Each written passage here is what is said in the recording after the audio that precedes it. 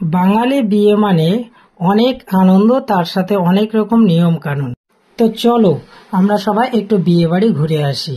Hello friend, তোমরা কেমন আছো? আশা করি সবাই ভালো আছো। তো বিয়ে বাড়িটা ছিল আমার এক বন্ধু তো নয়, যেন জিগরি দোস্ত, একেবারে ছোটবেলার বন্ধু, যাকে বলা হয় বেস্ট ফ্রেন্ড।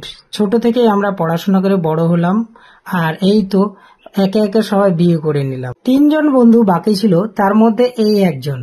যাই হোক, বিয়ে বাড়ি যেতে লেট করে ফেললাম। আগের সব নিয়ম কানুন দেখতে পেলাম না, গিয়ে দেখি নিয়ম কানুন প্রায় শেষের দিকে। কি করা যাবে, কাজ না পেয়ে ভিডিও করা শুরু করে দিলাম। বন্ধুর সাথে তো আর সময় কাটানোর সময় নেই, বন্ধু এখন নিয়ম কানুনে ব্যস্ত, আমরা শুধু ভিডিও করলাম আর মজা করলাম। আমরা সকলে জানি বাঙালির বিয়ে মানেই নিয়ম কানুনে ভরা। প্রায় সারা রাত লেগে যায় এই নিয়ম কানুন পালন করতে।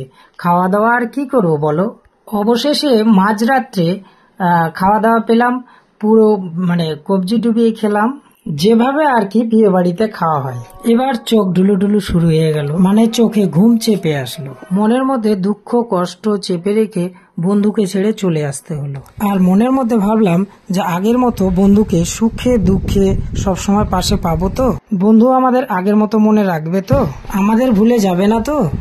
মনের মধ্যে বহু প্রশ্নের ভিড় করলো, কিন্তু কিচ্ছু করার